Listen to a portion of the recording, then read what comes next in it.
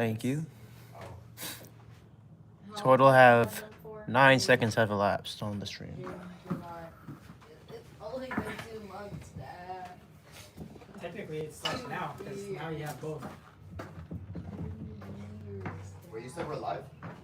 On YouTube? It's not showing. It's been about 20 seconds. Yeah, it's showing to me. Yeah. I'm about to lose 20 pounds. Far away. There we go, there we go. Gonna Okay. lose 20 pounds. Cyrus, where are you sitting? What? Next to Opal. Somewhere. Or right here. Over there. Are we connecting the mic to the YouTube Can feed? you see the videos I've been Oh, sending yeah. you? That's why I'm not hearing anything. Sorry? Hmm? See the video I sent you?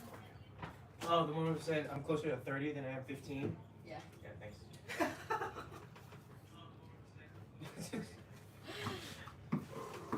You know what? I haven't answered for your question earlier. Yes, I am. What question did you ask him earlier? Oh, yeah. Remember. No, it was you're closer to 30 than you are to or it was something because I sent it to Ariana too. Cause You think that mic will pick up if we just leave it right here between the two of us? oh, it Okay, says test. yeah. Sheesh. We'll leave it like that. Let's try that. Oh yeah, it's closer to you're closer to 30 That's than actually you are good, from the because then time I you got were both you born. guys on the live. So I too. sent it to Ariana. Okay. I'm gonna go outside. What's it? Is it connected on there though? It's not connected on there. Mm. Yeah, it's gotta connect that. Wait, what's this? So right now it's picking us up on the regular So phone this mic. goes on the phone. I got my teeth. They don't feel right. Cliff said he sent a request. Ooh. He's in. Oh, okay. Is this? I clicked in. By Clifton. My teeth don't feel right.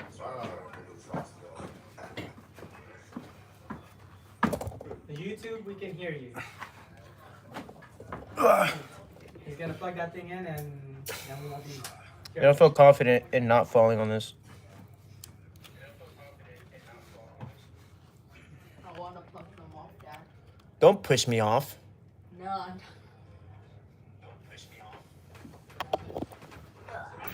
Darn it, Audra. Can we go to Smart Final after? Oguero, could you speak into one of them? Hello, testing. Can you hear me clearly? It seems to be working. Dude, Well, it's connecting to this. I don't know if it's connecting to that. Hey, it just said hi, Clifton. That was like over a minute ago.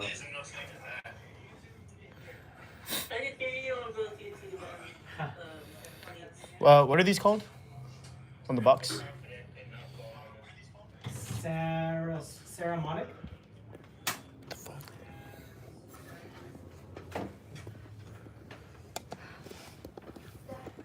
Yeah. Smart Final after.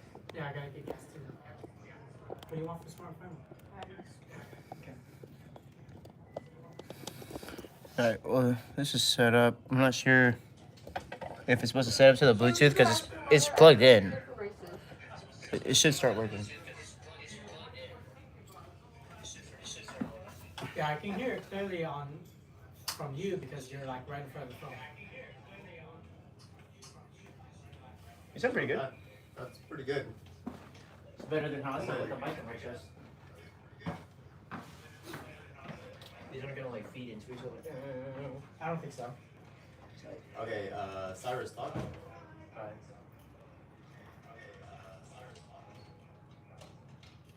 I said it pretty softly too. See? I don't know why, but it sounds really good today. Sweet. Okay. That was picking up. It's really good. I was all the way over there.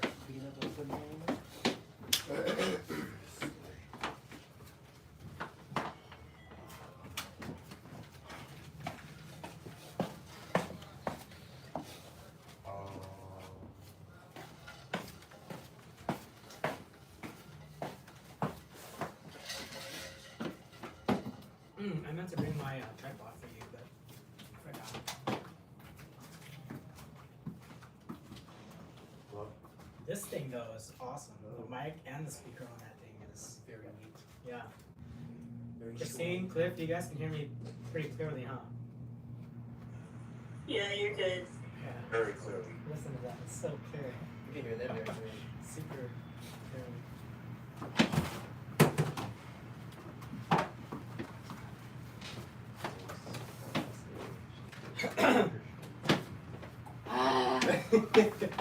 What is it?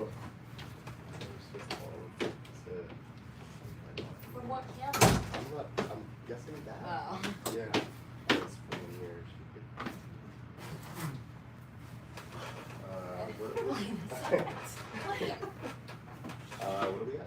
We are on Genesis chapter 39. And God willing, we'll continue on to Genesis chapter 40.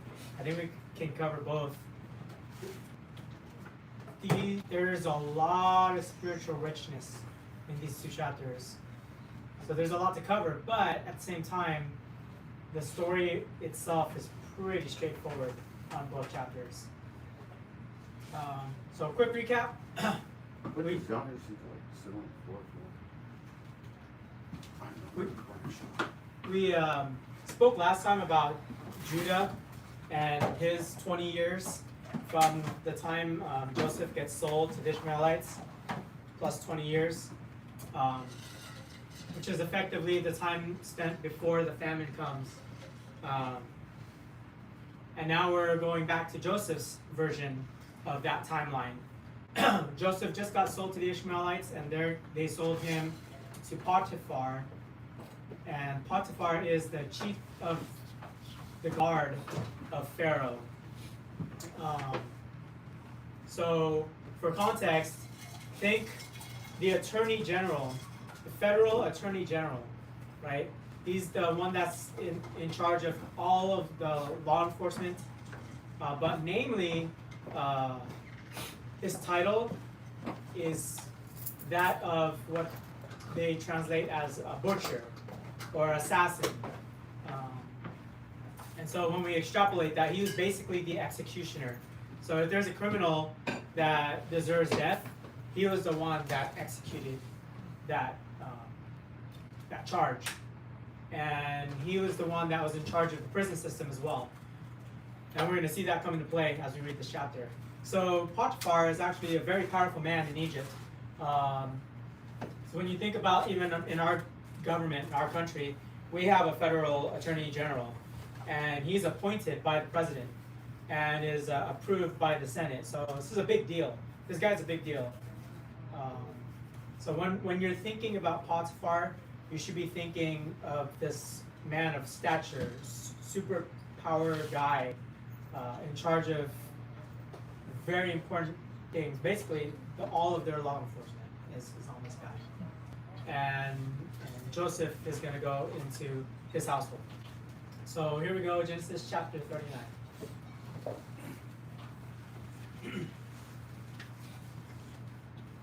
Joseph and Potiphar's wife. Now Joseph had been taken down to Egypt. Potiphar, an Egyptian who was one of Pharaoh's officials, the captain of the guard, bought him from the Ishmaelites who had taken him there. So a couple of things with the translation of the captain of the guard. Yes, captain of the guard, assassin, or butcher. So we extrapolate that to mean he's the executioner for Pharaoh. But the specific Hebrew word that's used here, it has a connotation of referring to a eunuch. Do we all know what a eunuch is? No. So a eunuch is a person who is incapable of having kids on purpose. They're made to not be able to have kids. Castrated. Their stuff is, their junk is cut off. There's Spain. They're neutered, because this is a man. Oh, neutered. Just the, just the balls though, right? So for there's multiple versions of eunuch, but that is one version where just the testicles are cut off, so they can't have kids. They can't have progeny. They can't have an inheritance. Huh? Or someone's tooth. Or someone's tooth are tied. Yeah, similarly. And so we don't know if this guy Potiphar necessarily was a eunuch, but considering the fact that the Hebrew word for it is used here, it's hard to not make that connection. So with that being said, it kind of leads credence to what happens in this chapter. Because we're going to see Potiphar's wife, and she's frisky and frustrated. You can tell.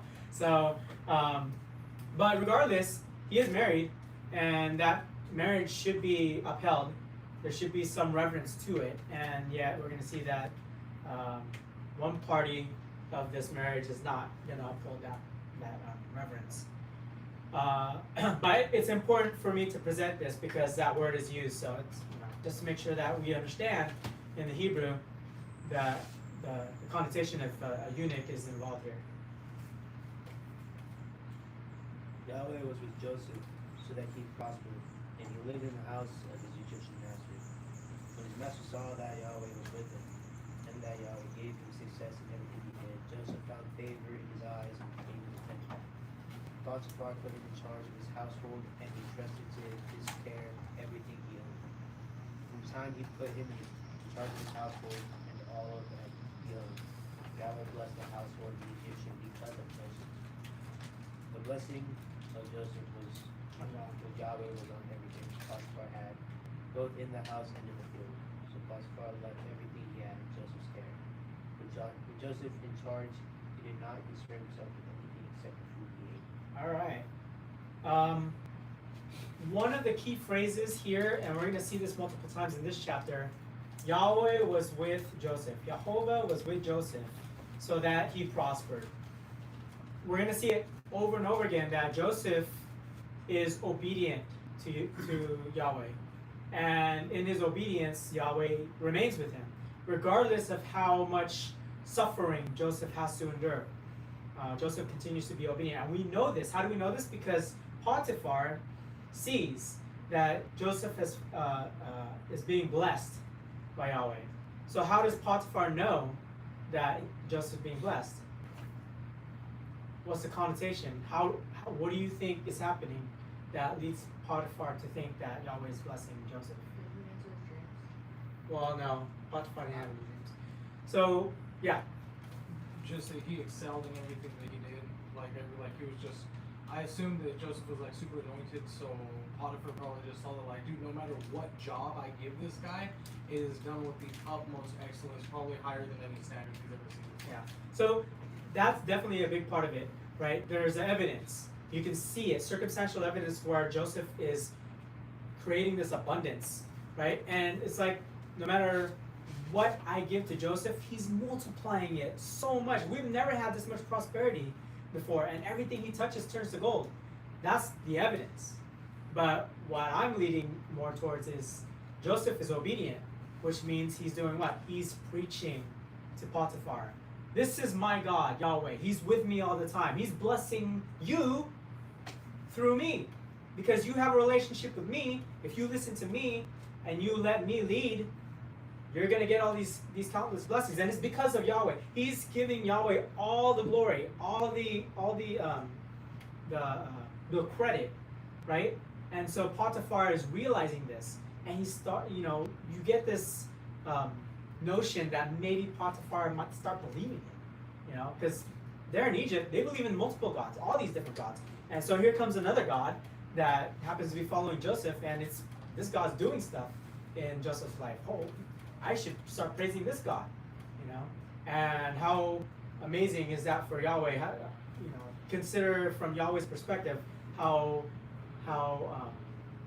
happy he is to see Joseph being disobedient and leading people to Yahweh, to praise Yahweh, to believe in Yahweh, And that's what Jesus is telling us to do when he tells us to go out and make disciples in the name of the Father and the Son and the Holy Spirit, right? We're supposed to be obedient in that task and leading people to God and leading people to Jesus, same way that Joseph is doing here.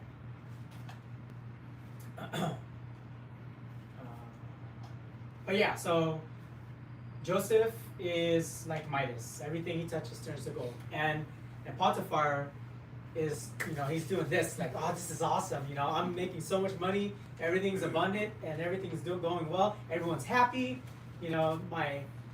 I've never had this much success before. I don't even have to pay attention. You know, he's taking care of everything for me. And what is that a picture of, right? A person who's not an Israelite, so basically a Gentile, is reaping blessings and benefit from Yahweh, right? It's grace. Just because he's part of the club. Just because, well, it's because he's believing in Joseph, who Yahweh is with, and in connection, he's believing in Yahweh through that. When you believe in Yahweh, you are given the blessings, not because of what you do, because at this point, Potiphar is not doing anything. All he cares about is what he's eating. Everything that's happening is being done through Joseph's work. What is that a picture of? We can't. Well, go ahead. Jesus. We can't earn our way to heaven. Who earned it for us? Jesus earned it. Through his work, we are accounted the right to go to heaven, right? The abundance of Yahweh and his fellowship. So that's another one of those connection points that God is putting in this story, that by abiding in Jesus and trusting in him, we're given eternal life. Not because of the work we do, but because of the work that Jesus did. The same way Potiphar is reaping the benefit, not because of what Potiphar is doing, because he's already delegated all the work to Joseph. Now Joseph was well built and handsome, and after a while his master's wife took notice of Joseph and said, "Come to bed with me." So Joseph takes after his mom. Rachel was a smoking hot lady, you know, so much that Jacob wanted to serve 7 years to marry her, and then when he got duped, he served another 7 years just to make sure he would get her. So she was gorgeous, and now we see Joseph is actually an apple that didn't fall too far from that tree. And Joseph refused. "With me in charge," he told her, "my master does not concern himself with anything in the house. Everything he owns he has entrusted to my care. No one is greater in this house than I am. My master has withheld nothing from me except you, because you are his wife. How then could I do such a wicked thing and sin against God?" And though she spoke to Joseph day after day, he refused to go to bed with her or even be with her. We get this picture here.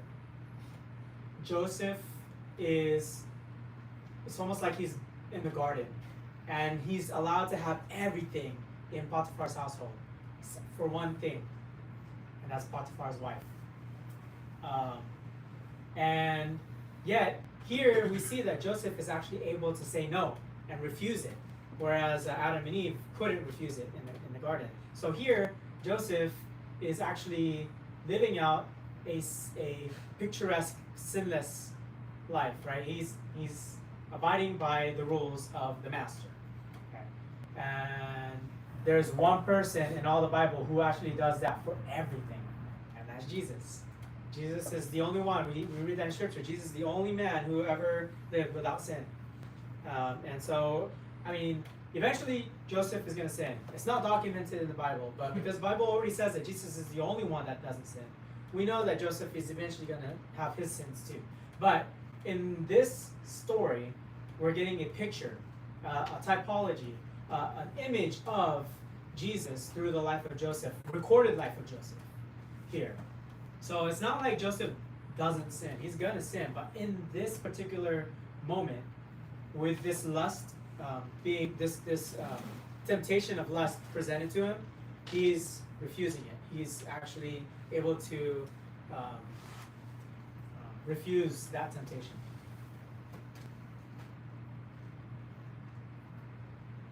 One day he went into the house to attend to his duties, and none of the household servants were inside. She caught him by his cloak and said, "Come to bed with me." But he left his cloak in her hand and ran out of the house. Okay, we learn in the later scriptures in the New Testament, particularly 1 Corinthians chapter 6, verse 18. I point that one out in particular because it's so close to the verses that our neighbors next door, the Core Aesthetics, is actually built on. Core Aesthetics is built on the verses 1 Corinthians chapter 6, verses 19 and 20. It talks about how our body is a temple, that we need to be treating our bodies with reverence and grace, because it's a temple for God. But the very verse before that, verse 18, let me go there real quick.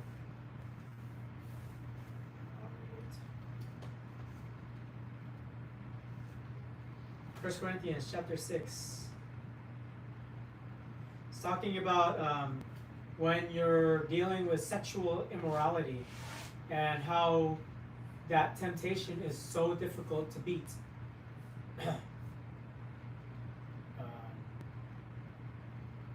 Verse 18, flee from sexual immorality.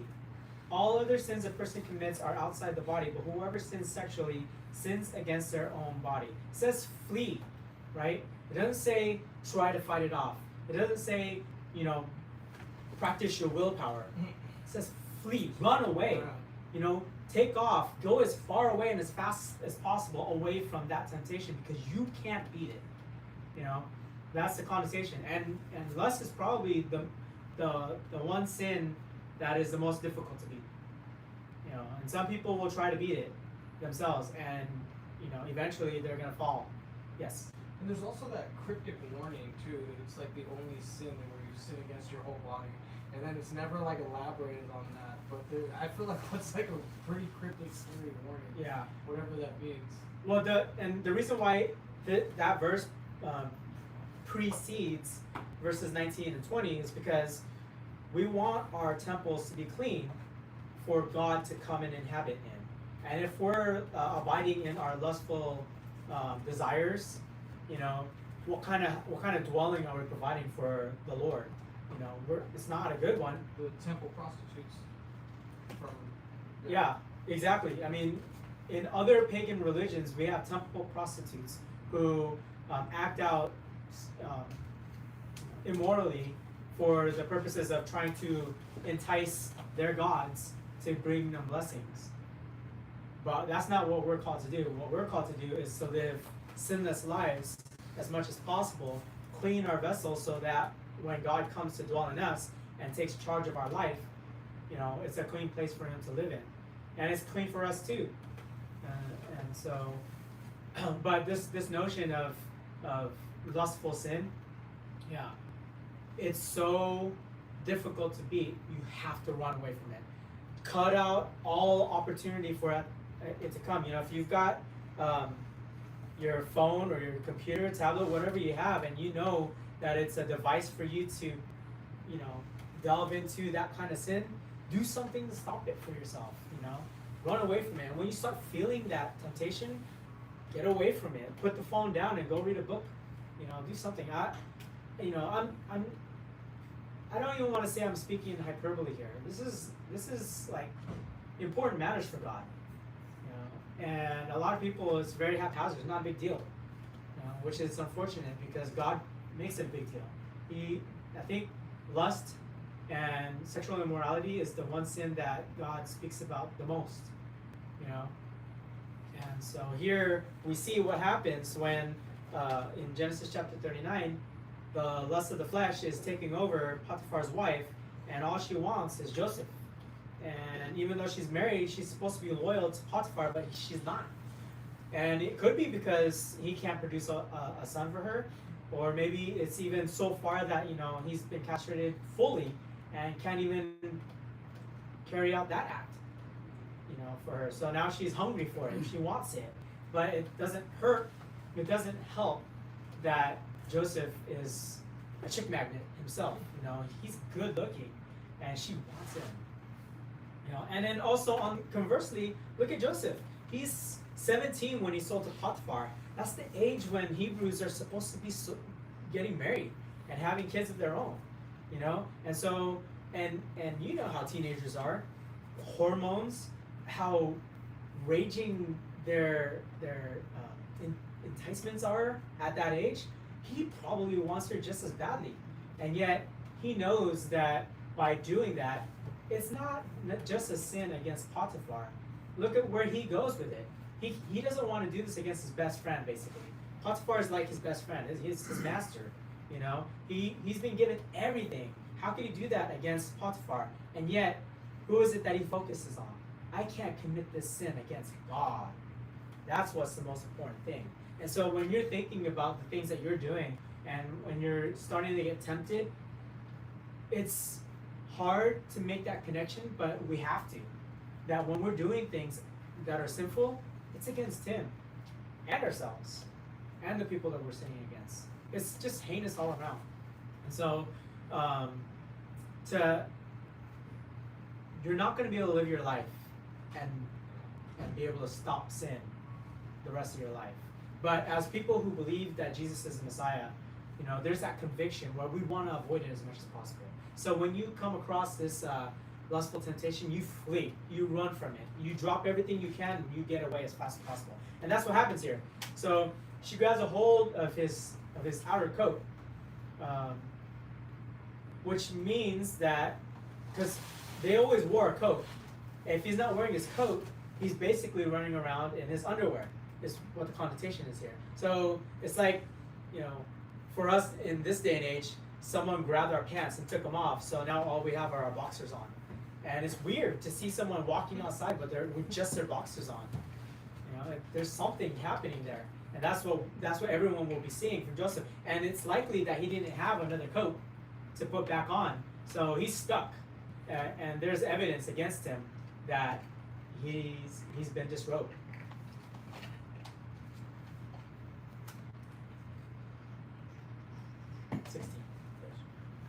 She kept his cloak beside her. Oh, maybe, sorry, 13.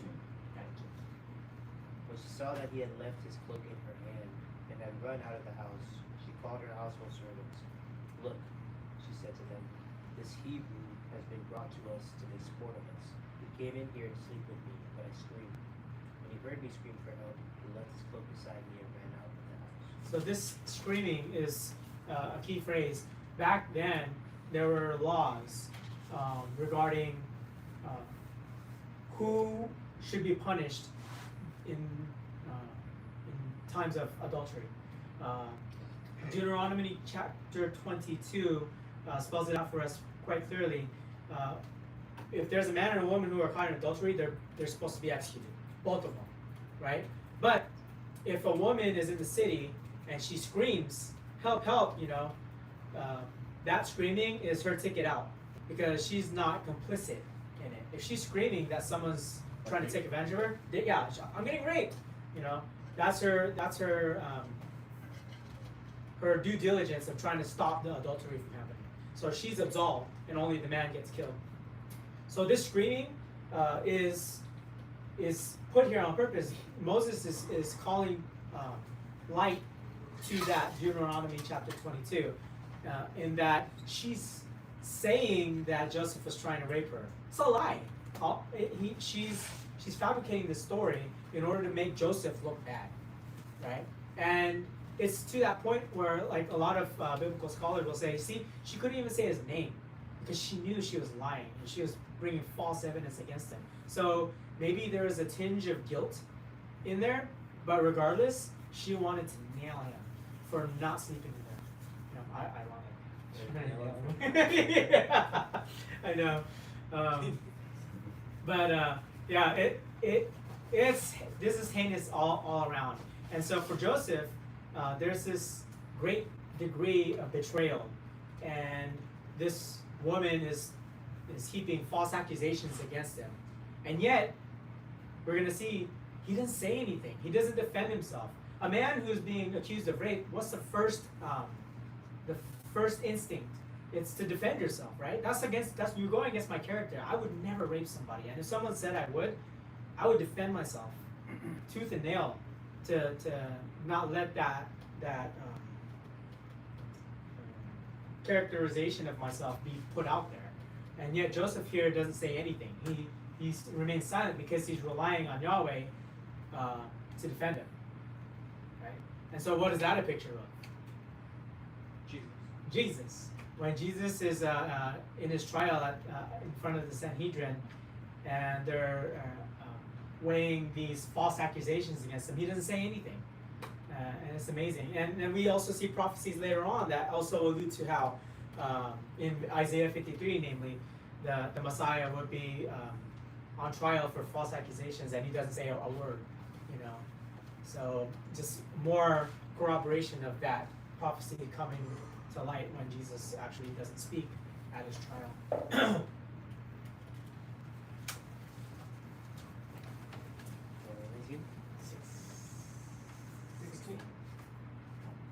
She kept his cloak beside her until his master came home.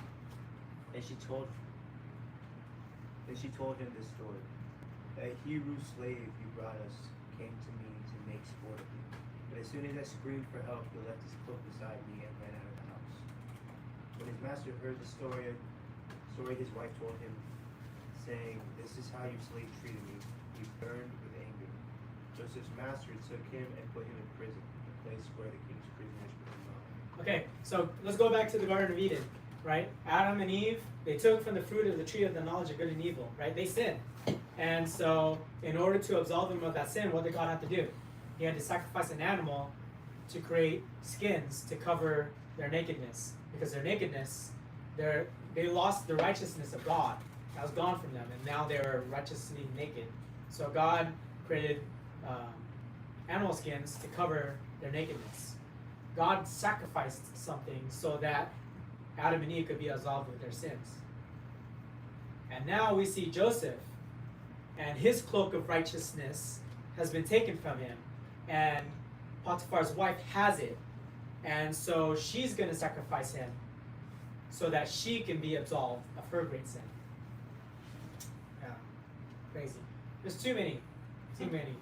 Particularly in Joseph's story, but even all throughout the Bible. We're going to keep seeing these images of what's happening throughout the gospel, which is basically that Jesus is going to be sacrificed so that we can be absolved of our sins. Yeah. Trying to think if there was something else I was going to say. Oh, okay. So here's Potiphar, and he's stuck, right? Here's this awesome servant, one I've never had before, who is so prosperous. He made me so abundantly rich, right? But now this happened. What am I supposed to do, right? I would say the majority of scholars and biblical scholars and theologians will read this and they'll say that Potiphar wasn't even mad at Joseph. He was mad at the situation. My darn wife, why did she have to do this with Joseph of all people? She could have done this with anybody, and you know, I could have executed them, no big deal. But this is Joseph we're talking about.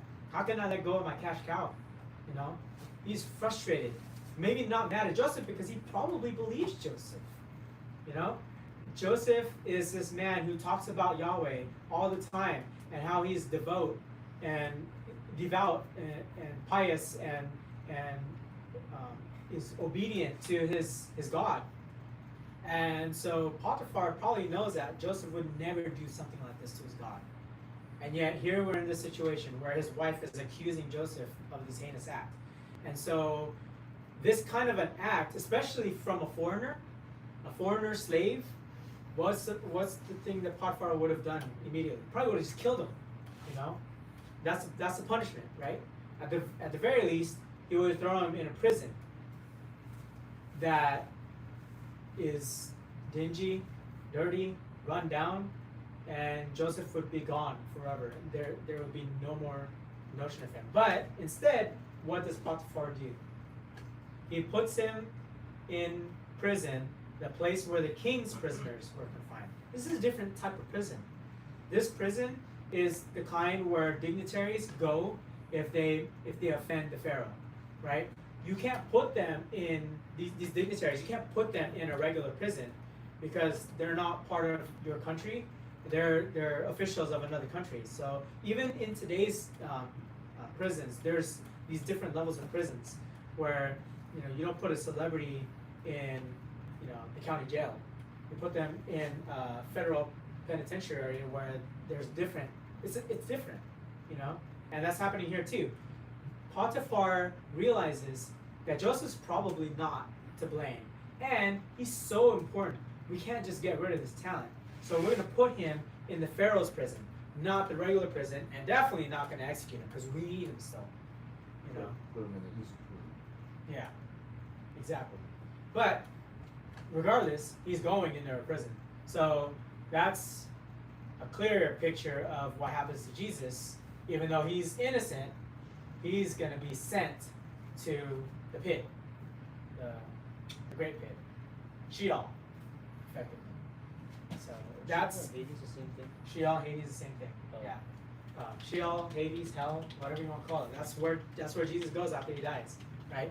And we hear that from 1 Peter chapter 3. He tells us that he descends into hell, where he speaks to the inhabitants of hell, of Hades, or Sheol. What was that? Oh, yeah. And so there's that direct connotation, that direct picture that God is painting for us, that Jesus is going to go to hell the same way Joseph is going to prison.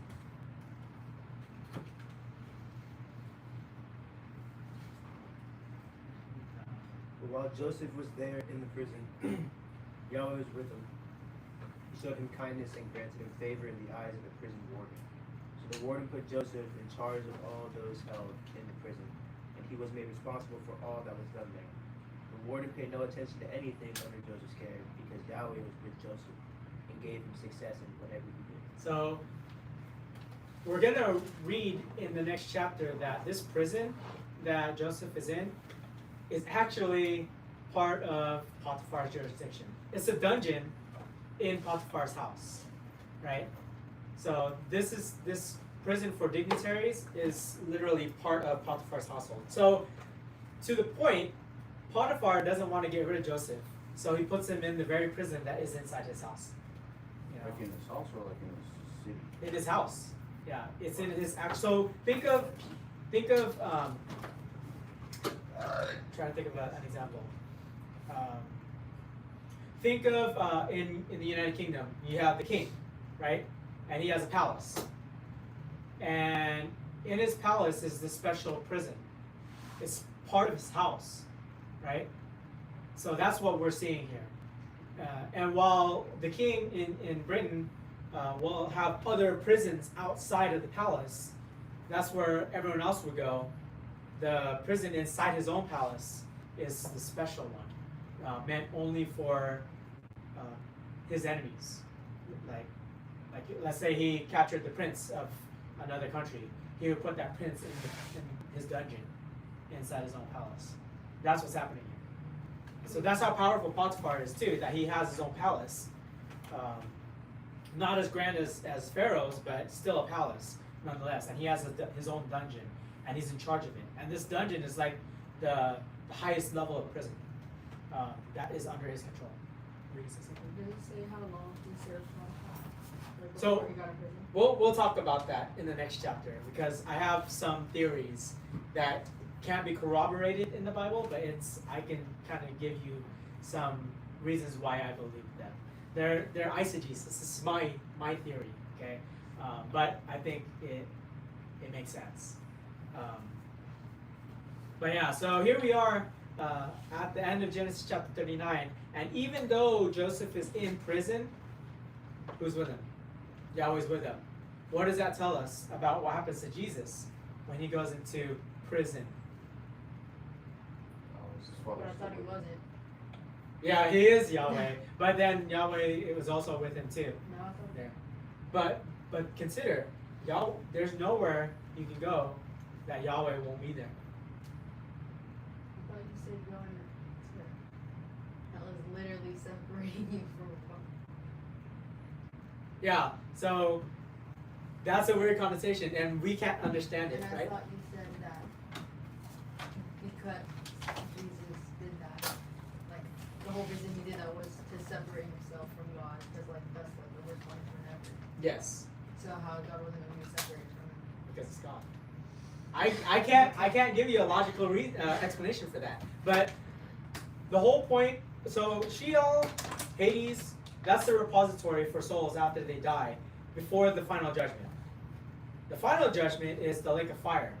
If you have denounced God and you've denounced Jesus as the Messiah, you go to the eternal lake of fire. That's meant for the fallen angels. Okay? That's the complete full separation from God. I don't know. I don't think Jesus is there. I think God raises him out of Sheol and brings him back to life, and he goes back onto earth, and now he's alive in heaven, and all that. Jonah too. Like Jonah in the belly of the earth, you know, and that's what Sheol is. Hades is like the repository, it's the belly of the earth, right? The belly of the whale, but Sheol is the belly of the earth. Even David says it too. If I make my bed in Sheol.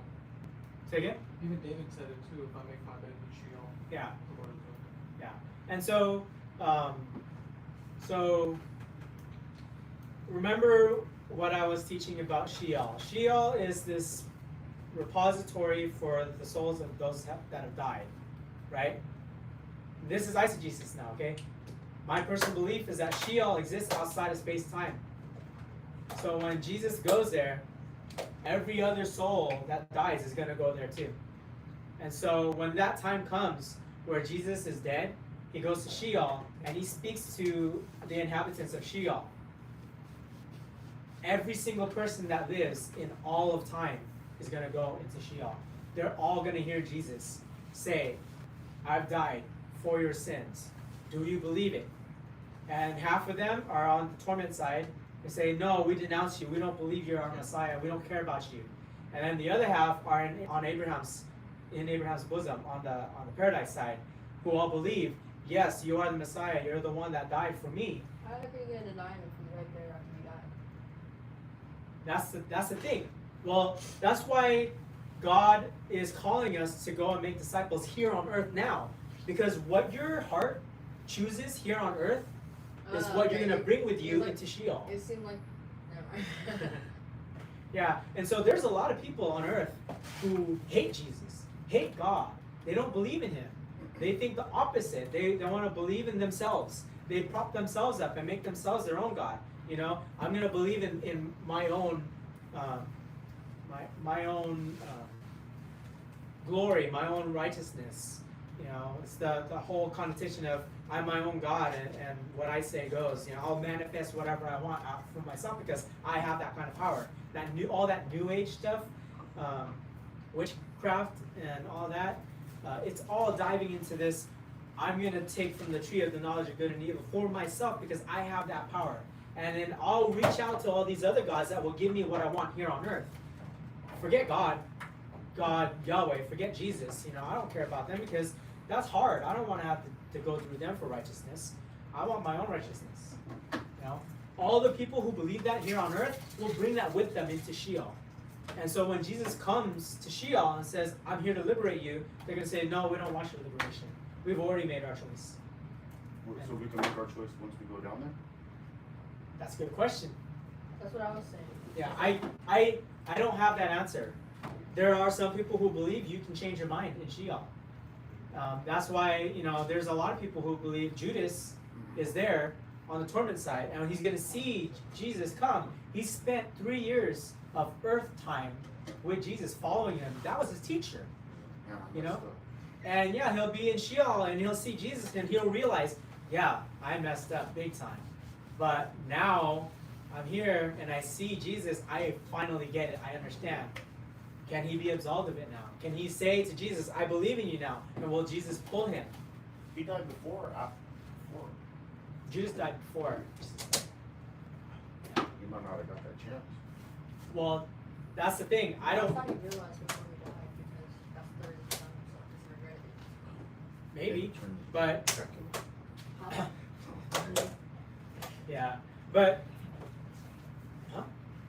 No, but I can't say either way. For people who say that they can tell you that Judas is destined for the lake of fire, I don't know how they can tell you that because they're not God. You Is know? Epstein destined for the lake of fire? I can't tell you what was in Epstein's heart when he died. Did he die? If he died. If he died. Okay, for entertainment purposes only, please. I don't want to get in trouble, but yeah. We don't know what's in anyone's heart. Look at the whole argument about is Hitler is Hitler destined for the lake of fire? I can't tell you. I cannot. I pray to God because I pray for everyone that they find God. They find Jesus, and that they can be absolved of their sins, as heinous as they can be. Because you don't, I'm telling you guys, you don't wish the lake of fire on anyone, because it's kaput. It's lava. It's eternal. It's eternal separation from God. And I don't wish that on anybody. Everyone has their sins, some worse than others. But in the light of God's righteousness, all our sins are terrible, And someone's heinousness isn't far removed from ours. It's just different. You were gonna say something. Oh, yeah. I was gonna say something. Oh yeah. I think that the parable said that, like, basically we can't judge the soil. We're just responsible for throwing the seed. For the seed, you don't know where you throw the seed. The seed might land on some soil where the birds will come and eat it. It might land on some soil where it gets choked out by the cares of this world. There's some soil reap a harvest, but I don't think that the farmer really knows. He just throws seed. Yeah, that's all, and that's all we're called to do, right? We're called to go out and make disciples. But even when we do that, we can't control what that disciple does or believes. They might have a heart for Jesus, and then later denounce them. That's not your fault. You did your job. And so we're still called to be that obedient to that same commandment.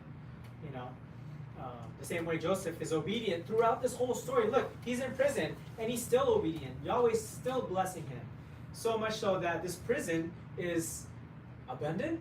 How is a prison prosperous? That's weird. But yet, here's the story. We see it here that the prison warden is giving everything under Joseph's control because Joseph's making everything good.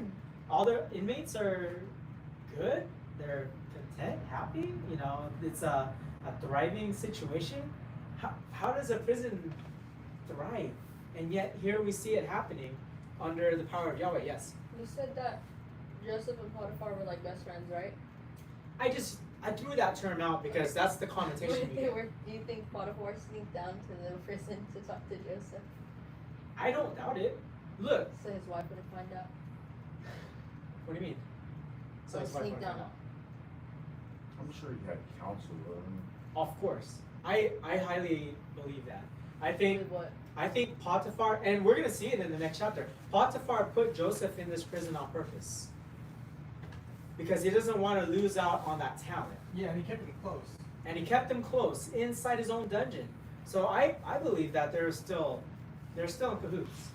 And look, I mean, Joseph is in charge of the prison now, under the care of the prison warden. The blessings continue because Joseph continues to be obedient. What does that mean? He's still preaching about God to all the inmates, to the warden, and Potiphar probably still. And what does Potiphar see? He sees Yahweh continuing to bless him. And so in Potiphar's heart, maybe he does believe in Yahweh. And that's partly why Yahweh continues to bless Joseph, because he's still making people have hearts for Yahweh, turning to Yahweh, believing in him. What greater joy does Yahweh have than for people to believe in him because of your work, because of what you've done, and how abundantly he's going to bless you. Now, I'm not talking about prosperity gospel, okay? Your time on earth is not a direct indication of your blessing from God. You might be suffering on earth. You, just like Joseph is in prison. He's literally suffering. And yet, blessings are still being poured out for everyone. Except maybe Joseph. He's continuing to suffer. He's in jail, yeah. And yet, what is that a picture of? Jesus endured the punishment and suffering so that everyone else can have the blessing. Yeah. Over and over again, we see the gospel. And God is like cooking in this story. And this story was written by Moses thousands of years before Jesus came. And it all perfectly gives us this great picture of what Jesus is going to do. How crazy is that? That God will continue to write this story over and over and over and over and over again. Just wait till we get to the prophets, and we see the things that they talked about. Man, it's crazy. And so here, Joseph was a servant to Potiphar. Now he's in the prison of Potiphar. And we're going to see why Yahweh almost providentially makes this happen. Because all throughout this whole story, from the moment Joseph got sold to here, everything has to happen perfectly in order for Genesis chapter 40 to happen. For him to have an audience with these two officials of Pharaoh that we're going to read about right now, it doesn't happen unless Joseph is everything that happens to Joseph happens the way it does. You know. Now, I believe that Yahweh could work out his plan regardless. If, let's say, that man in Shechem wasn't there to lead Joseph to what city was it? Dothan. If he wasn't there, maybe God would find another way to make it happen. But that man was there. So all throughout the whole story, every piece of the puzzle lines up so that Joseph would be in this prison at this moment. Genesis chapter 40. Sometime later, the cupbearer and the baker of the king of Egypt offended their master, the king of Egypt. Pharaoh was angry with his two officials, the chief cupbearer and the chief baker, and put them in custody in the house of the captain of the guard, in the same prison where Joseph was confined. The captain of the guard assigned them to Joseph, and he attended them. Okay, these two guys are so important, right? To give you some context, we'll start with the cupbearer. The cupbearer is basically one of Pharaoh's right-hand men. Okay, his job was, in order to foil any plot of assassination by tainting the Pharaoh's wine cup, I'm going to drink out of it first. If that wine doesn't kill me, it's safe for the Pharaoh. Think of that connotation, that you have an official that you trust so much that that's their job, is to make sure that you won't die from poison because of that cup. And Pharaoh would have regarded this man as his highest attendant, right? And the cupbearer, it's not just his job to drink from the cup first, but he was also in charge of basically everything, right? The cupbearer is basically the lead butler, the head servant of Pharaoh. So basically his right-hand man. Yes? Was Joseph the cupbearer before? No. So then he was just a servant? Joseph was Potiphar's servant, not Pharaoh's. Oh wait, I don't know why I thought. Yeah. I don't know why. Potiphar is not Pharaoh. About that mixed up. Yeah. And so here we get this connotation of someone who's going to drink so that Pharaoh would live. And we get another picture of Jesus. Because what does Jesus do? He drinks from the cup of wrath. God has this cup of wrath and he drinks from it. In fact, when he's praying to God in the Garden of Gethsemane, he's praying to God saying, God, please, if you will, take this cup from me, this cup of wrath. But not your will, not my will, but your will, that you would take this cup from me. You know, Jesus is going to drink from the cup on our behalf so that we don't have to drink from that cup, so we don't have to endure the wrath of God. And so here we see this cupbearer who's in that same role. And yet, he's offended Pharaoh. And then likewise, here's the baker. And what does the baker do? He cooks the food. And so if the Pharaoh eats the food, he's going to be poisoned and die too. And so here's the scenario. They've rooted out this assassination attempt on the Pharaoh. Somehow, they were going to get Pharaoh to ingest some poison. And so the other officials in Pharaoh's court don't know if it's the cupbearer or if it's the baker. But somehow, food was going to get ingested by Pharaoh and he was going to die. And so these are the two chief food producers for Pharaoh. So yeah, put them in prison while we investigate what's happening here, because we know there was an assassination attempt. And so one of these two guys are the one. These guys are the ones in charge of all the food. So it's one of these two guys. It's their fault. My cousin Christine said, "Oh my God, the cup! It makes so much sense now." Yeah, I'm telling you guys, there's more. There's more. There's more. Yeah. But yeah, so here we are. We got the the chief baker and the chief cupbearer. And who does Potiphar put him with? Joseph. Because these guys are the most important food producers in all of Egypt. And so, what does Potiphar think? There's one way for us to root out who was complicit in this assassination attempt. Give him to Joseph. Yahweh will bring it out. Yahweh will let us know. So, how amazing is it that Potiphar believes in Yahweh so much that he says, put them with Joseph, and he'll figure it out. Huh? I think he believes in Joseph because Joseph continues to make these things happen because of Yahweh. I think Joseph has been preaching Yahweh so much that Potiphar believes. It's up to you. You can believe it the other way. Maybe Potiphar doesn't believe in Yahweh and he just believes that Joseph is the magic man. He's just like Right. right. Egyptian. Yeah.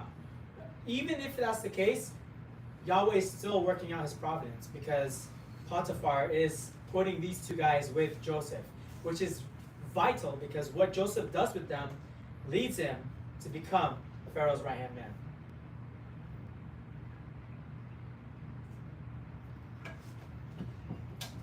After they had been in custody for some time, each of the two men, the cupbearer and the baker of the king of Egypt, who were being held in prison, had a dream the same night, and each dream had a meaning of its own. So in Egypt,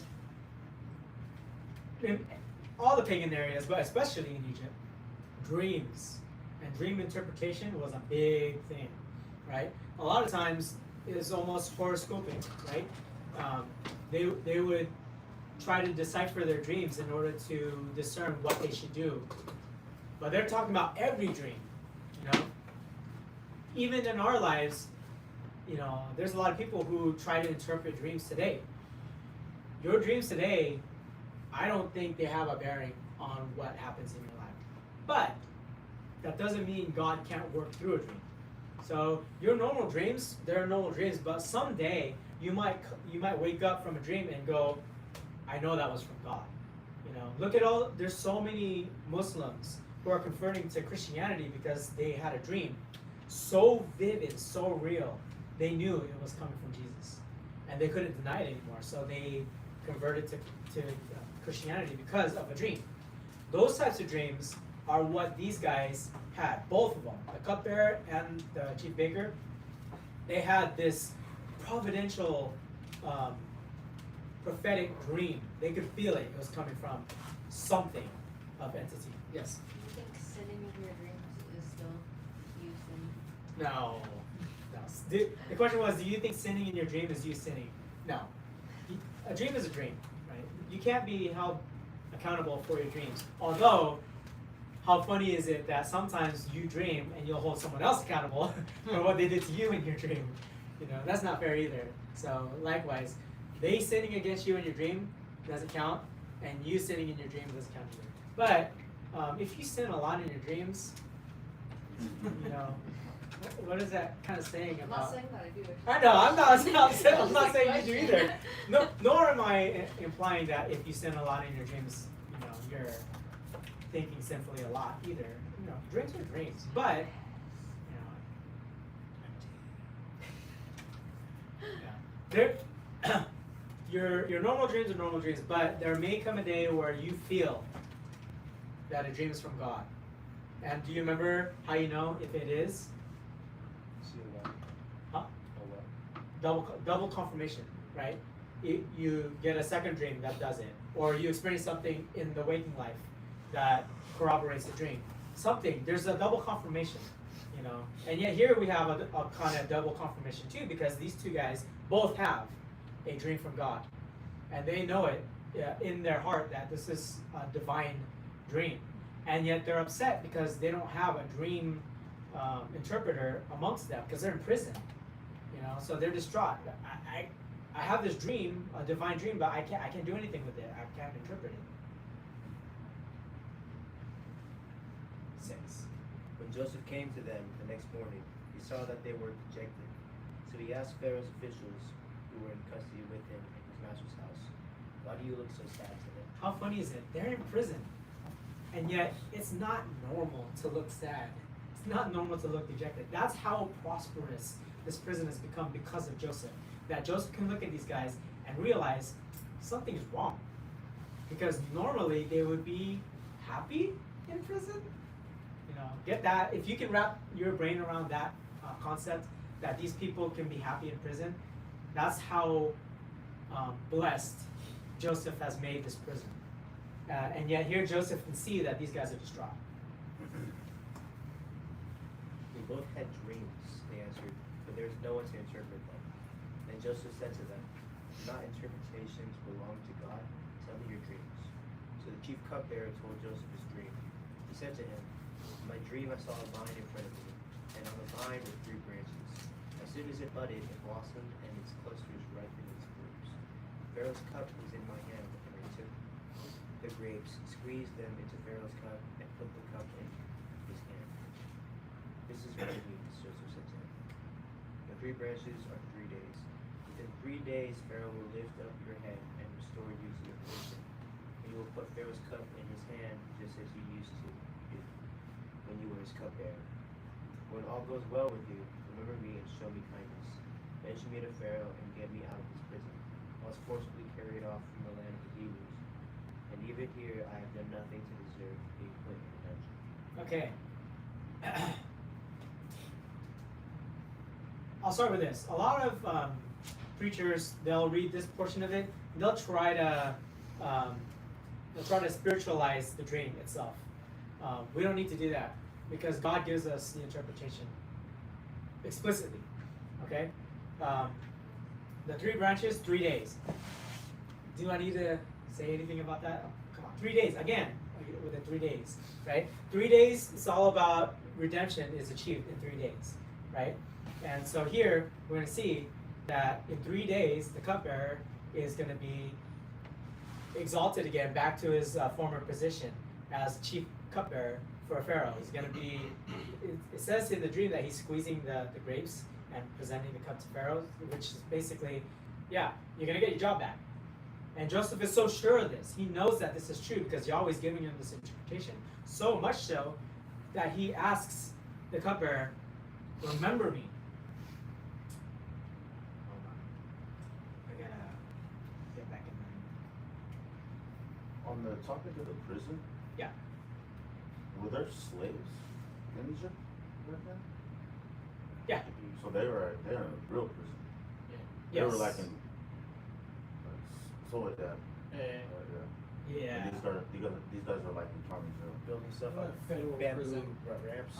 Yeah, they're like in federal prison, and then the slaves are like in state prison. It sounds even easier than federal. It's only county. Just hanging out. Sounded like Playing pickleball. Yeah. what's that prison that cartel leader made for himself? Oh yeah, I can't think of his name. Chapo? Yeah, he made his own prison. He's Yeah. fucking living in Eating paradise. nacho fries. Yeah. Pickleball in county? Desperate Housewives of H. You like do stuff in county? That county's pretty lax. Especially if you end up in the honor camp. What's that? You basically headed out. All right, we got a new code. If you want to join on the Google Meet, NJSSCNOGVG.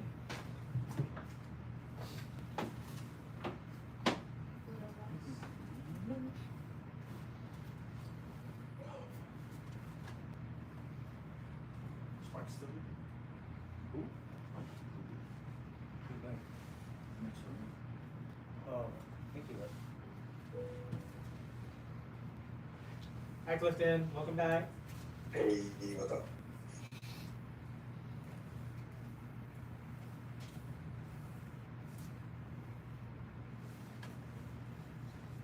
Everyone's phone is huge TV.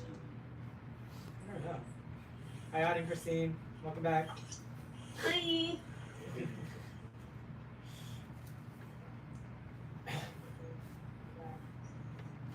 Okay, so Joseph is so sure that this interpretation is correct that he asks the cupbearer, when you're freed from prison, you get re-exalted back to your position right next to Pharaoh, remember me and get me out of this prison.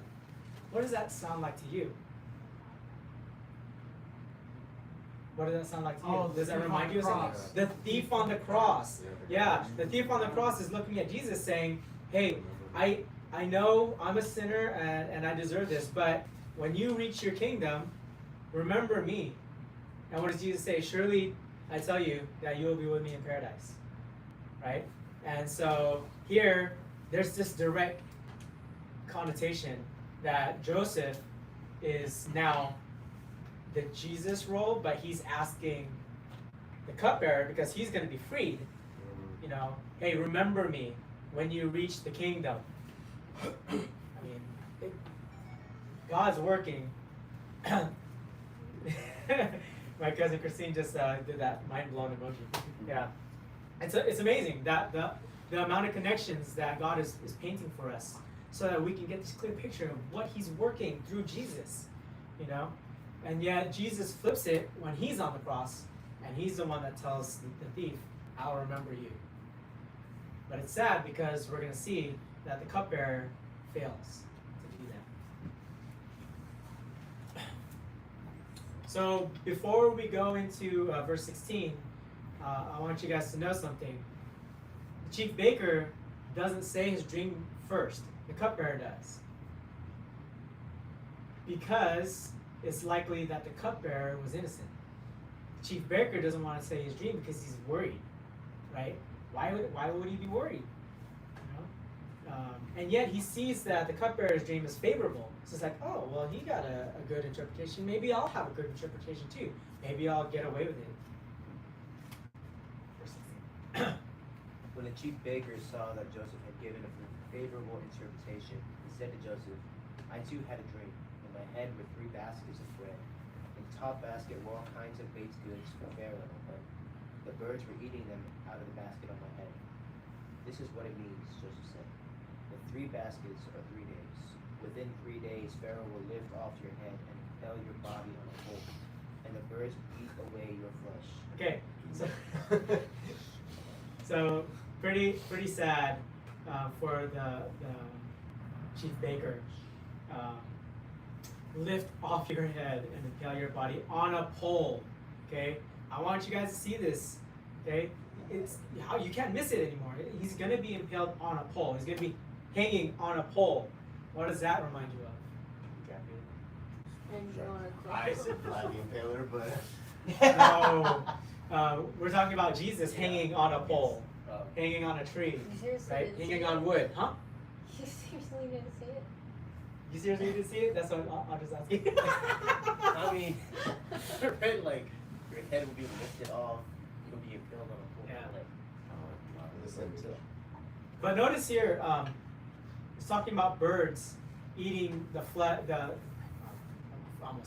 eating the bread from the baskets, right?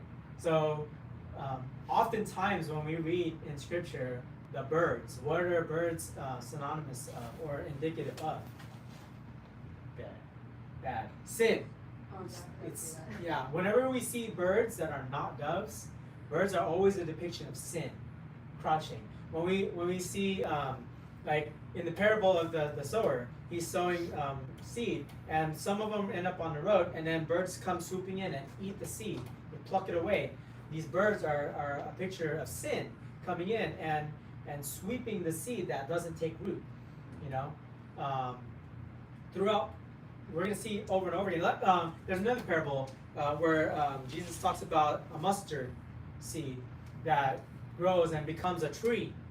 Mustard seeds don't grow into trees. They grow into bushes. And so here's this tree, and he says that the kingdom of heaven is going to be like this great mustard seed that turns into a tree, and its branches are going to be housing all these birds. What's that picture of? So Jesus is telling us that the kingdom of heaven is going to be this deformed thing that isn't what it's supposed to be, and it's gonna perch on it all this sin.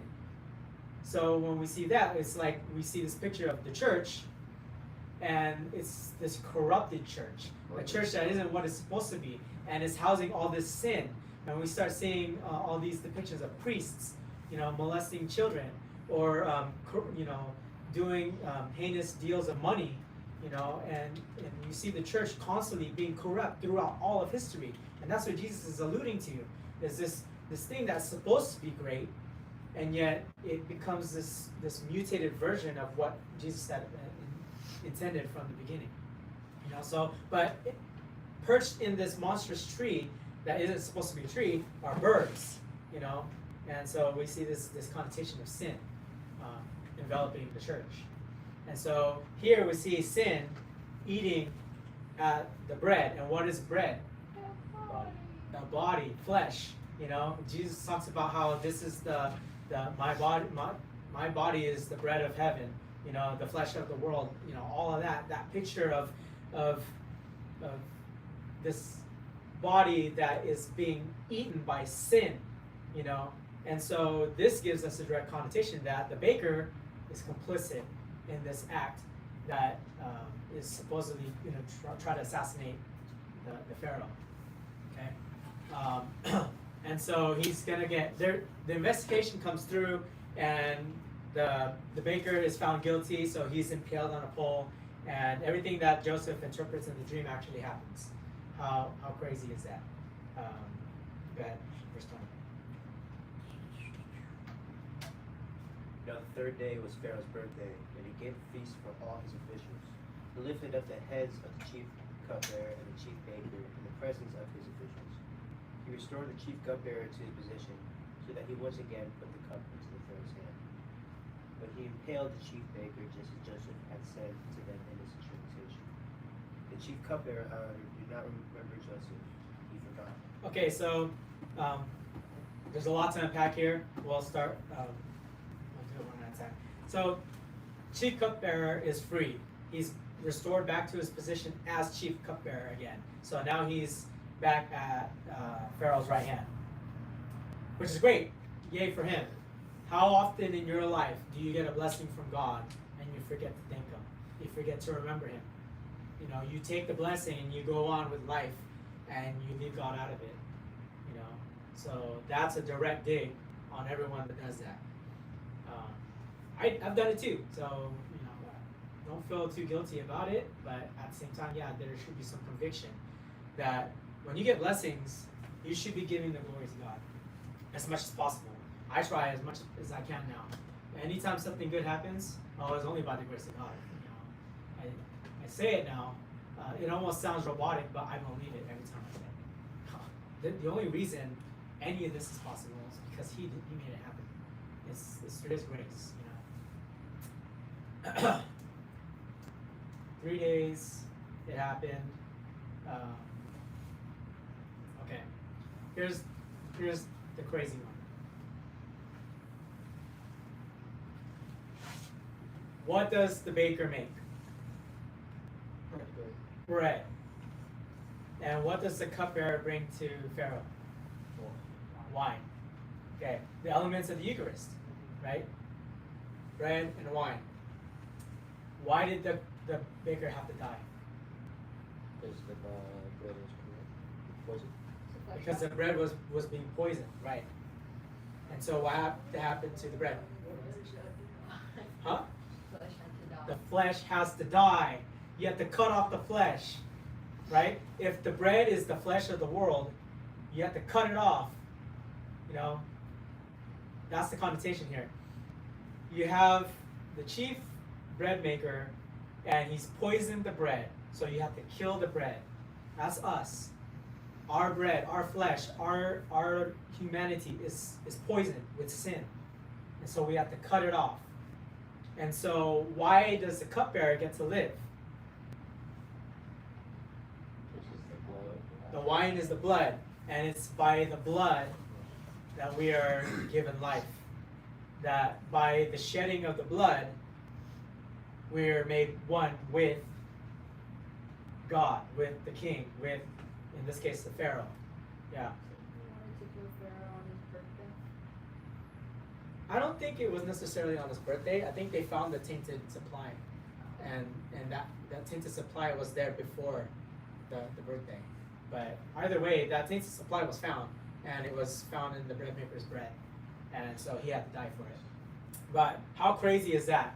That Jesus said that I am the bread of the world, and he had to die on a pole so that we can be freed by the shedding of the blood that he prayed to God that he didn't have to drink, and yet he still took that cup, drank the cup so that we could be free.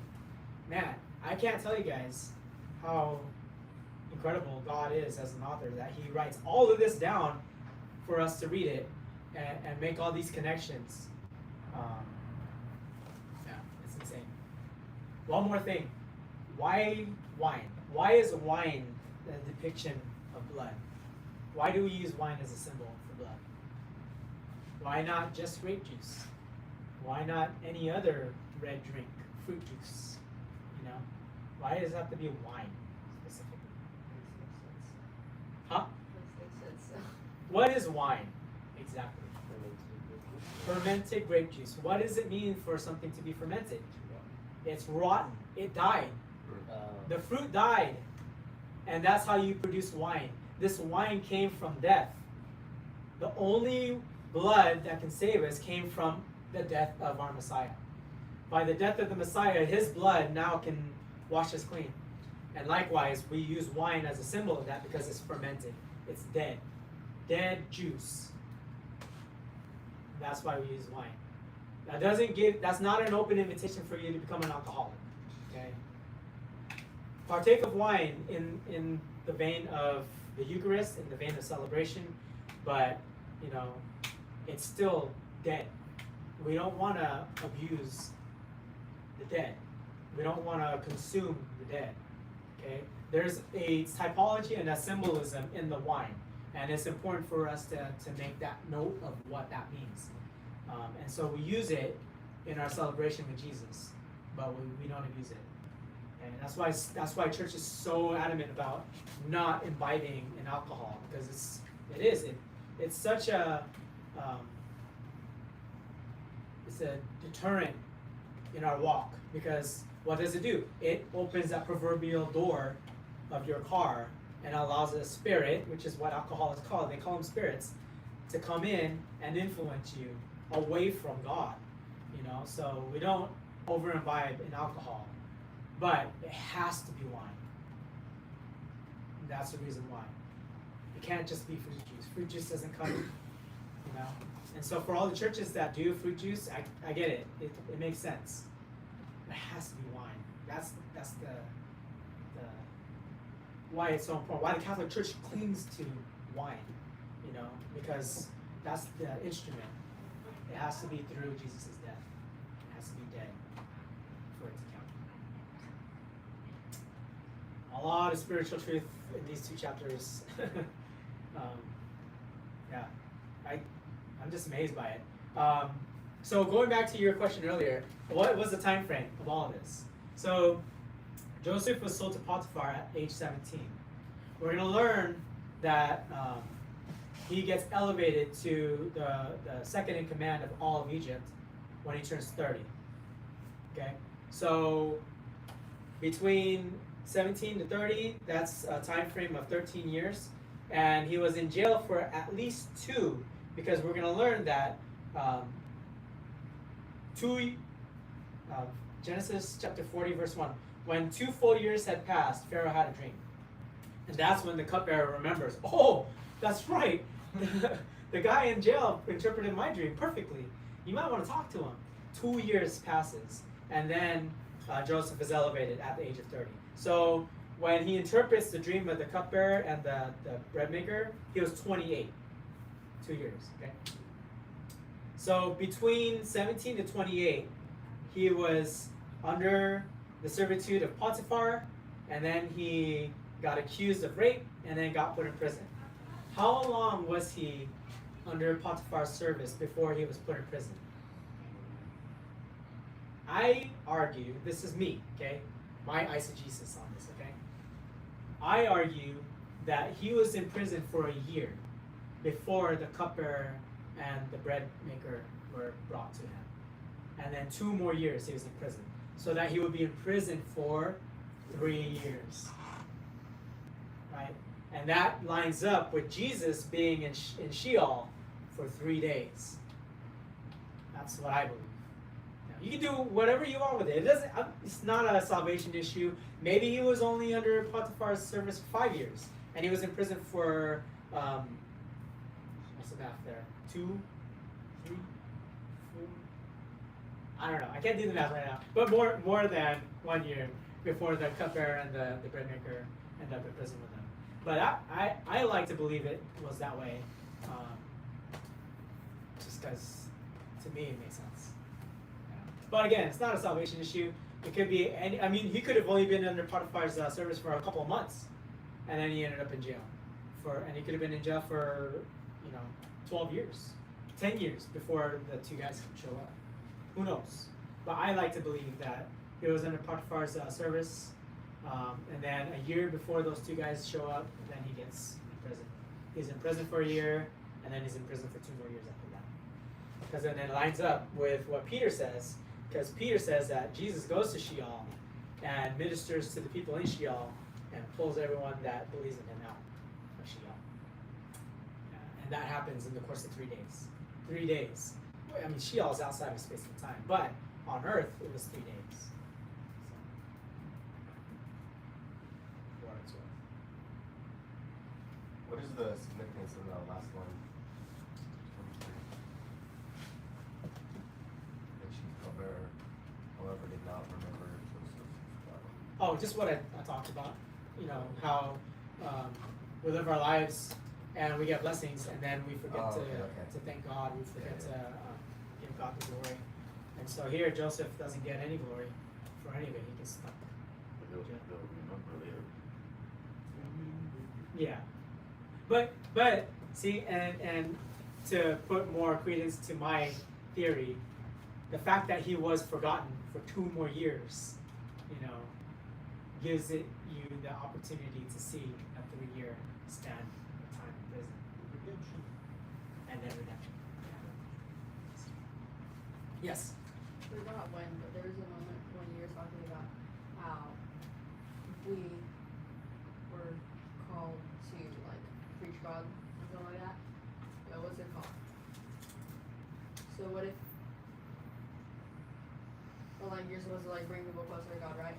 And so what if you did, but then they end up saying you made them more of an atheist? Oh yeah, so I kind of alluded to that earlier. You do what you can to make disciples. You share your testimony. You share God with people. Ultimately, it's up to them to receive it. It's up to them to be the right soil. In that proverbial parable of the soils, right?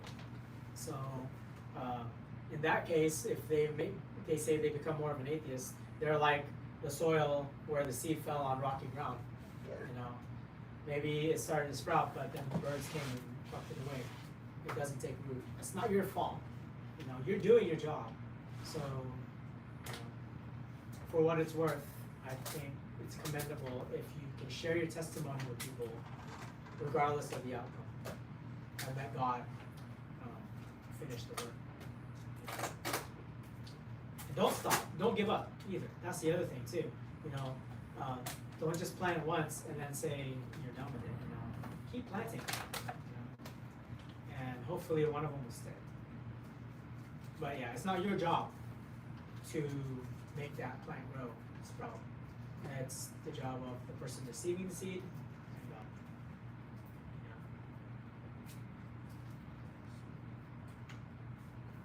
That's a good question. And that's the other thing too. I mean, if you continue to live your life for God and showing people what a life in servitude and obedience to God looks like, it's hard not to be drawn to that. I find it alluring. I had a conversation with Miguel the other day, and he aligned my mind to this. We started talking about God, and we both were getting excited about it. We're sharing what we know and all that stuff. And he goes, "That's the thing that I love the most about the Holy Spirit. You can tell someone has it because you're pulled to them, and you want to share more, and you feel it." And yeah, I was like, man, that's quite illuminating, because I feel it every time I'm talking about God with you guys and anyone else that I talk to God about, and you can feel them wanting it too. Just that pull, you know. You almost don't want to let it go. That's how enticing it is. That's how you know. You can feel the Holy Spirit in another person, and it's pretty awesome. It's fun. Yeah. So for other people, maybe they don't have the Holy Spirit, but they can feel it coming from you, and they're drawn to it. They might not know they're being drawn to it. They might not even realize it or even want it. They might be fighting it, but there's a draw, you know, and there'll be a want to discuss. Yeah. That's funny because when Octavio first started training here, remember how like he was trying to like, oh bro, he was one of the Bible study. Oh. And I was like, bro, miss me with that. And now here we are. Yeah. See, that's a seed. You know, and maybe it wasn't working back then, but dude, that's an amazing testimony. I'm glad you shared that, because that's exactly how it playing out in real time. You know, and yeah, it took years for it to blossom, but it did. That's cool. Yeah. A lot of good questions. Any other questions, or comments, or anything else to add to this? That's a good story. Yeah, I've been wanting to share the cupbearer and the bread maker for a long time. The connection between them and Jesus, it's undeniable when you see it, when you're shown it. You know, I can never look at that story the same ever again. You know, all I see now whenever I hear that story is Jesus and the bread and the wine. It's yeah, amazing. My mind is blown from that. Yes. So the baker's fate was like the crucifixion. So Yep. See, I didn't even mention that. Thank you. Yeah. Literally impaled on a pole. You know. Even later on in Numbers, we see the cure for the snake bites is to put a bronze snake on a pole, and then Jesus literally is crucified on a pole with a crossbeam, but it's still a pole. You know. So. Didn't we read another story about that earlier in Genesis? Or were you just referencing what you just said about the snake over the brass snake? Yeah, the bronze snake, that's in Numbers. So you referenced it like a couple chapters ago. Yeah, I reference that a lot. That one's like another one of those vivid pictures of their crucifixion. Quick explanation. In Numbers chapter 20, the Israelites are getting stung or being bitten by snakes and they're dying. And so they're praying, they're asking Moses, hey, what can we do? Can God save us from this? So God tells Moses, put a bronze snake on a pole, lift it up, and anyone who looks at this bronze snake will be cured of their bites. And it happens. All they need to do is look at the bronze snake on the pole, and they're cured of their snake bites. And Jesus literally calls back to that story when he's talking with Nicodemus in John chapter 3. And he tells him, just like how that bronze snake had to be lifted on the pole, so too shall the Son of Man be lifted up, so that anyone who looks on the Son of Man and believes will be brought to life. Does that mean the snake was impaled and then hung up in there? Well, it was a bronze snake, so it's like a metal, they fashioned it to make it look like a snake and then put it on this. But yeah, the bronze snake probably could have been stuck on there, like impaled on there. Oh yeah, I think you referenced it last year when we were doing Matthew. Yeah, most likely referenced, I've referenced it quite a few times. Definitely when we were talking about the Passion and Easter, I definitely referenced it there.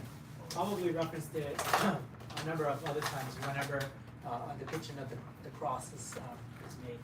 Because it's so written in Numbers, written by Moses, but a crystal clear depiction once you see it of Jesus being put on the cross. And for everyone that looks on Jesus on the cross, that their sins are forgiven. It's like, dude, too many. It's amazing. Yeah. And so for people who read the Bible and say they can't see Jesus in the Old Testament, you're not looking. Yeah. You're not paying attention. He's there. He's everywhere throughout the whole Bible. And that's why I believe in Jesus so fervently, because I see the connections in the Bible and in my studies. I can't not see it, you know. And so I try to be as obedient as possible because I know that's the truth now. Well, people are looking for the literal Jesus, The literal not the instruction. connections. Right. Yeah. And when you realize all the connections, then it's everywhere. Exactly. And then the other thing too that's really sad is people will read this literally, and then they'll see moments where God calls on the Israelites to go to war, and see, oh, God is, you know, commanding genocide, but they rarely look at the connotation. They rarely look at how the country that they're going to war with is heinous, child sacrifice, sexual immorality. I mean, it's just these people are evil. And so then they say, why doesn't God do anything about all the evil? And so God tells the Israelites, go do something about the evil. And they say, see, God is making the Israelites kill people. It's like, dude, what do you want? You can't. I mean, you want God to do something, and then he does something, and then you crucify him for it. You know, it's like, yeah, it's sad. That's why I always talk about your heart posture. If your heart posture is for God, you see all the connections, and you understand, and you can identify with God and understand why he does what he does in the book. If you don't have a heart posture for him, then all you see is this vengeful, evil God who, you know, kills people and just on a whim, whatever. It's not a whim. There's always a justification for God. And as we continue to read this, I'll provide as many of those justifications as I possibly can, so that it's crystal clear God's position and why we should believe it.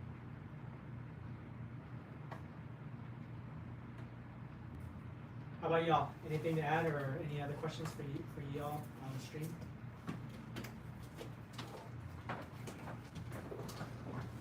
No questions, just really great connections. Yeah. Yeah. Thank you, Mom. Oh yeah, my pleasure. Thank the Holy Spirit for giving us the word.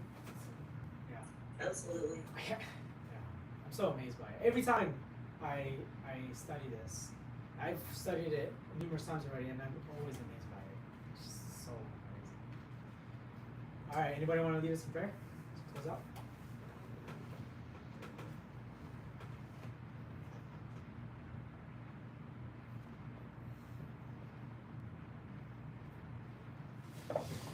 Thank you, Lord God. Thank you so much for this day. Thank you so much for the illumination, Lord. Thank you so much for revealing your word to us, God. Thank you so much for this fellowship, oh Lord. Thank you so much for just giving us your word and for deepening our faith and our understanding, our wisdom, for giving us so clearly so much wisdom. I pray for each and every one of my brothers and sisters that they continue to get your revelation, Lord.